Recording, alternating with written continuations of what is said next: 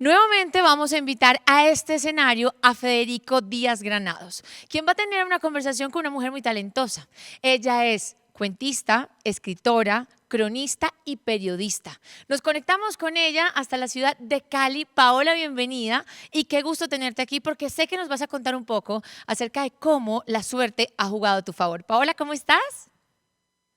Muy bien, gracias por tenerme como invitada y saludos a todos. Estamos muy contentos de tenerte aquí, pero antes de comenzar este conversatorio, quiero que conozcan un poco más sobre ella.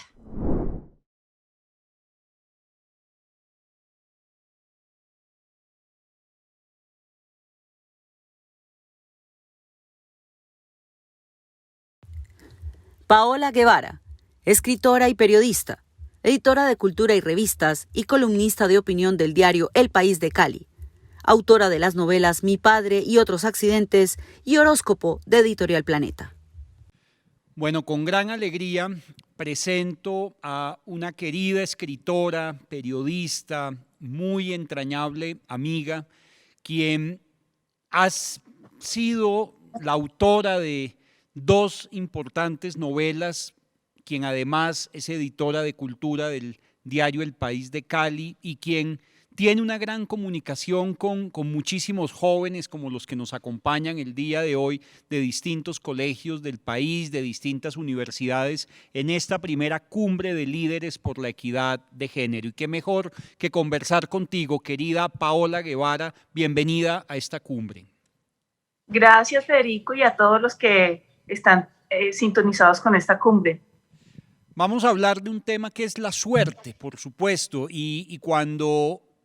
hablo de la suerte principalmente contigo, pues es inevitable referirme a los motivos que llevaron a escribir tus dos novelas, Mi padre y otros accidentes y por supuesto la novela Horóscopo. Cuéntame un poco cómo ha sido ese papel del azar y ese papel de la suerte en ti como mujer, como autora y sobre todo como también protagonista de tu propia obra. Bueno, Federico, y todos los que estamos aquí, me encanta esta pregunta. Nunca antes me habían preguntado sobre la suerte y me parece un tema poético, un tema también filosófico. Recordemos que Li Tse, este sabio eremita, uno de los pilares del taoísmo, que vivió en el siglo IV antes de Cristo, hablaba sobre la suerte y decía que si aceptáramos que la suerte existe, los que tienen éxito en las empresas que acometen, pues serían más humildes porque entenderían que todo es parte también de la suerte, y aquellos que han fracasado incluso rotundamente tampoco estarían tan abajo en la idea que tienen de sí mismos porque entenderían que como la suerte existe, ha jugado en su contra. Entonces, con esta referencia al taoísmo, hablemos de la suerte. Y sí, tú tienes razón y me parece muy bella la excusa de la suerte para hablar de las novelas, porque resulta que mi primera novela tiene todo que ver con la suerte, porque terminé siendo vecina de mi verdadero padre, a quien yo no conocía ni él a mí. Yo recibí un mensaje de texto a los 34 años de mi madre biológica, un mensaje de texto en el celular que decía: tu padre no es el que te dije, es otro, le acabo de dar tu teléfono y te quiere conocer. Y no solamente tuve que, a los 34 años, con la vida más o menos encauzada o resuelta, tener que aprender a encontrar quién soy, qué hago aquí, de dónde vienen incluso mis genes, mis potencias, mis talentos, mis defectos, muchas de mis redes neuronales en las que corren mis ideas y mi profesión. Y eso es un golpe de suerte, porque resulta que terminé siendo vecina de mi verdadero padre a 3 cuadras de distancia, y la oficina de él quedaba en la casa que está inmediatamente atrás de la mía. Entonces, por supuesto que fue un golpe de suerte que el periódico El País me haya llevado. Yo vivía en Bogotá, el periódico El País me contrata, me traslada a Cali para ser editora de cultura, me hace una oferta en ese momento imposible de rechazar, y así es como termino conociendo a mi padre, siendo su vecina y teniendo el chance de vivir en la misma ciudad conectada por un río, y ese es el origen, además de mi primera novela, porque yo quise ser escritora desde los 5 años. Entonces, este suceso, este encuentro, dio pie también a la buena suerte de ser publicada por la casa editorial en la que yo quería publicar en ese momento, que era Editorial Planeta, y también la suerte de que este libro conectara con muchísimos lectores en el mundo, quienes se sienten sintonizados con la idea del padre y la ausencia del padre y el cuestionamiento a la madre y todos los esqueletos en el closet familiares que se mueven a través de este libro. Y la segunda novela sí que tiene que ver aún más con la suerte, porque la primera es una novela autobiográfica que tiene que ver con mi suerte, empezando por la suerte de estar viva y de conocer a mi padre y que sea mi vecino. Pero la segunda es una novela de ficción que se llama Horóscopo y sigue la historia de un periodista de una sala de redacción en crisis, un periódico que está a punto de desaparecer, y él es degradado por un error que comete a la página del horóscopo, que es como la Guantánamo del periodismo. Nadie quiere estar a cargo de corregir el horóscopo porque todo el mundo, los grandes reporteros quieren estar en la primera fila de la historia, cubriendo las noticias de primer orden político, económico, los grandes sucesos que definen la historia. Y él está, por una mala suerte, un golpe del destino, encargado de la página del horóscopo. Pero llega a la redacción Ariana, que es una nueva periodista, de esas que llegan cada cierto tiempo a la sala de redacción como un fenómeno celeste. Todos conocemos a muchas Arianas a lo largo de la vida en una sala de redacción. Y llega Ariana, pero él es el insignificante hombre del horóscopo. ¿Qué puede hacer para acercarse a ella? Y un día descubre que ella lo primero que hace al llegar a la sala de redacción todas las mañanas es leer el horóscopo. Y entonces descubre que tiene en sus manos un poder más grande del que había previsto y empieza a alterar en secreto los textos del horóscopo que tiene a su cargo para crear falsas señales y falsas coincidencias que la conduzcan hacia él. Entonces es una novela sobre la palabra y su poder para crear realidades. Sobre la primera, si la primera es sobre eso que no elegimos la familia, no elegimos los genes, es una suerte estar vivo, es una suerte ser quienes somos, es una suerte conocer a un padre y ser su vecina. Aquí es cómo revertir la mala suerte a través de la palabra, del poder de alterar el orden de los astros y el orden del destino con tal de ganar el amor. Entonces es una reivindicación de la palabra escrita y la palabra multiplicada a través de los medios, de los periódicos en particular, y cómo esa palabra tiene poder para oponerse a la mala suerte e intentar ganarle una partida al destino. Tú has sido una líder de opinión, una escritora con un buen número de lectores, has tenido impacto en los medios, has tenido una bella experiencia también en los distintos medios, fuiste discípula de García Márquez en la revista Cambio, o sea, la verdad es que te has destacado mucho tanto en la literatura como en el periodismo y no podría dejar de pasar por alto no solamente el tema que nos ocupa, sino el estar en una cumbre de líderes por la equidad de género para hablar un poco sobre ese papel de la suerte o no en los lugares que está logrando la mujer en la sociedad de hoy. En el caso tuyo particularmente, la suerte cómo también te ha podido llevar a ciertos espacios o a ciertos lugares, pero también el trabajo y también la constancia. Yo siento, como mencionaba Aliet C. al comienzo, que la suerte sí existe y siempre he sentido que tengo suerte. Claro que también puede deberse a que uno mantiene al universo sobregirado, de tal manera que al universo no le quede más opción que dártelo. Y eso se logra no dando el 100%, sino el 500%, el 3000%, corriendo la milla extra, pienso yo, pero no por autoexplotarse ni por inmolarse en el mundo laboral, sino que hay una pulsión en el fondo del alma que quiere comerse el mundo. Yo creo que uno debe elegir una profesión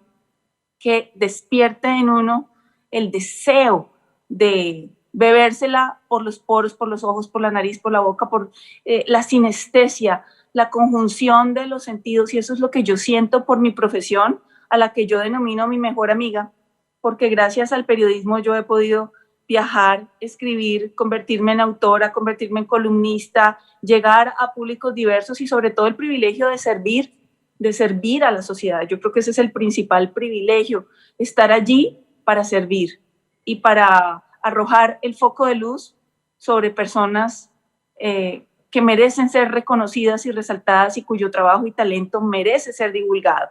por ejemplo, desde las páginas de cultura. Entonces creo que esa óptica de mantener al universo sobregirado de tal manera que no le quede más opción que darte lo que quieres, puede ser una forma de ver la suerte. Existe la suerte, pero también uno puede provocar la suerte y también uno puede revertir la suerte, que me parece aún más interesante, porque revertirla significa que nos han enseñado a veces que los hechos son sólidos, son sustancia férrea, que son inmodificables los hechos. Eso nos lo ha enseñado nuestra cultura occidental y nuestra formación. Y resulta que los hechos son maleables. Los hechos, así como el átomo también está hecho de vacío entre las partículas y es principalmente vacío, más que partícula, yo creo que así también la historia de todos depende de cómo se cuenta, de cómo se redirecciona, de cómo, perdónenme la palabra, de cómo se reescriben. Por eso ahora se habla mucho sobre la reescritura de la vida. Si no me gustó mi vida, la reescribo. Si no me gustó mi final, lo reescribo. Si no me gustó el discurso que se dijo de mí, lo reinvento, lo reescribo. Entonces me parece que la suerte allí es de todos, porque todos tenemos la herramienta de la palabra hablada, de la palabra escrita. Yo dicto un taller de literatura creativa que se llama Brunch de Letras, donde la idea es poder demostrarle a la gente que sí escribe, que la escritura ha estado allí en su vida desde que somos niños. Lo que pasa es que nos han arrancado la escritura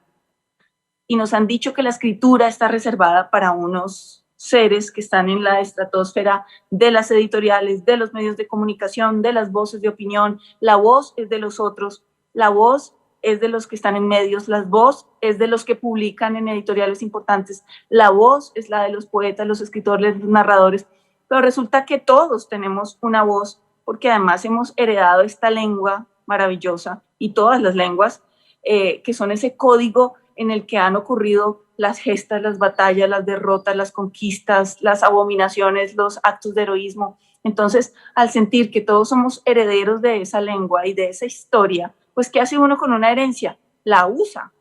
Por eso creo que la mejor de las suertes es ser amigo de la palabra, ya sea de la palabra oral, pero sobre todo, digo yo, de la palabra escrita, porque la palabra escrita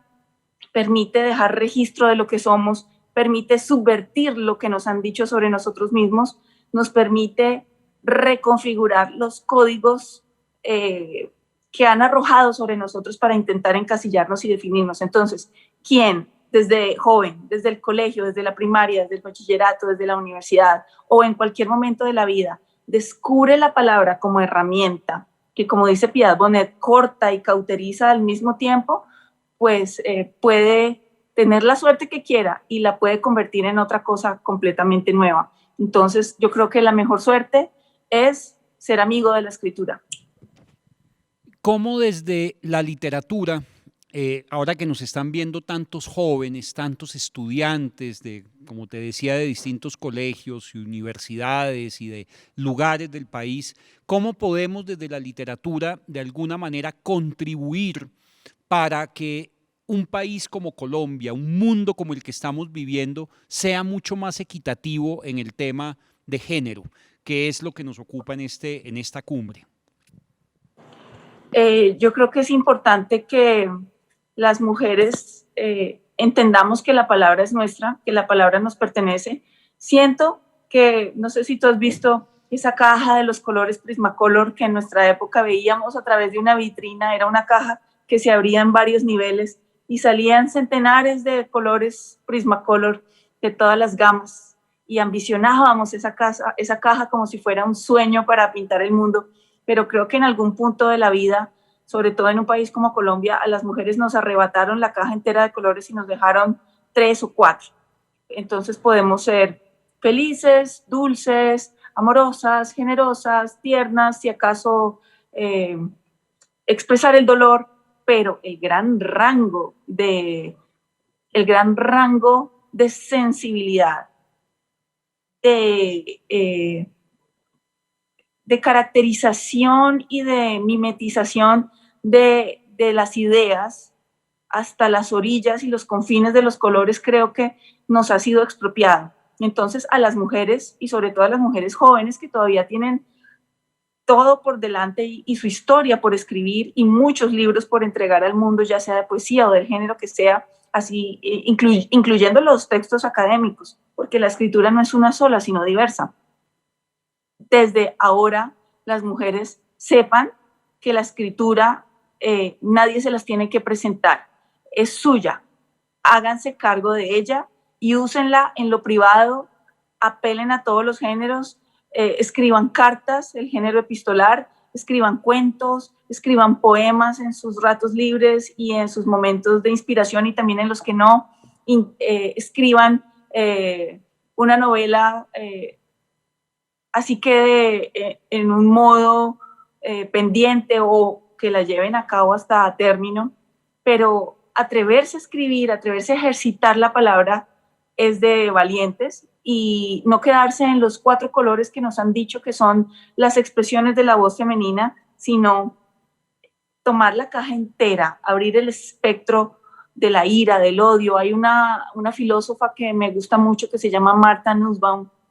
y ella tiene un libro maravilloso sobre las emociones, y ella demuestra que hay emociones que nos han sido vedadas porque nos han dicho que no son para nosotros: la ira, el odio, el asco, los celos. Hay muchas emociones que son humanas, pero nos han enseñado que esa caja de Pandora no se abre, y resulta que ahí también hay humanidad, y ahí también hay sentimientos de empatía, y entre más conozcamos nuestros sentimientos y conozcamos los mecanismos con los que se activan cada una de estas emociones que llamamos oscuras, vamos a ser menos manipulables como ciudadanos. Y quien quiera usar el odio, la ira, el asco, obviamente va a tener que irse por donde vino, porque las personas que saben conocer sus emociones a través de la palabra escrita son menos susceptibles de ser manipuladas políticamente e ideológicamente, y son menos susceptibles de caer en los extremismos tan peligrosos de nuestro tiempo. Entonces, usen la caja entera de colores, les diría a las mujeres, y también a los hombres que están en esta edad escolar tan maravillosa. Escriban no solo sobre ustedes, sino atrévanse a involucrarse en ese mundo femenino, a conocer la psiquis femenina. Lean autoras colombianas, que hay muchos, lean autoras latinoamericanas. No nos quedemos solo con el canon de lo que está ya establecido y que nos han enseñado que eso es lo correcto, lo deseable, lo bueno y lo de calidad en el mundo, que es por lo general el canon construido por los hombres, sino que rompan ese esquema y lean de todo. Lean en el espectro más diverso de la palabra, lean, y creo que a la vuelta de unos años, yo sí tengo mucha fe en que esta generación es muy osada, es una generación que no espera a que le den permiso, sino que va y conquista territorios, y sé que Colombia tiene todo el potencial y el terreno abonado para grandiosos escritores y escritoras en un futuro muy próximo. Bueno, pues esta conversación podríamos prolongarla muchísimo más. Los tiempos de esta cumbre son muy estrictos, pero yo no quiero terminar sin agradecerte todo esto que nos has dejado el día de hoy. Yo creo que nos has dado también una cantidad de lecciones sobre cómo debemos habitar el lenguaje, cómo las nuevas generaciones deben habitar este lenguaje que hablamos, un lenguaje que se degrada día a día en las redes sociales, en el periodismo falso, en el discurso político, y sin embargo, pues los escritores y escritoras como tú, pues vuelven y lo enaltecen gracias a que lo llenan de sentido y significado. Paola, muchas gracias por haber aceptado esta invitación a esta primera cumbre de líderes por la equidad de género y por habernos acompañado y habernos dejado tu palabra a tantas personas que te estamos siguiendo el día de hoy. Pues qué buena suerte ser mujer, qué buena suerte ser tu amiga, qué buena suerte ser invitada a esta cumbre, y a todos los que han estado aquí conectados, vayan y usen la palabra para subvertir la mala suerte, para construir la buena y para inventarse todos los mundos posibles que les quepan en la cabeza. Pues muchas gracias, Paola. Te mando un abrazo inmenso y muchas gracias por haber participado en esta cumbre. A ustedes, gracias.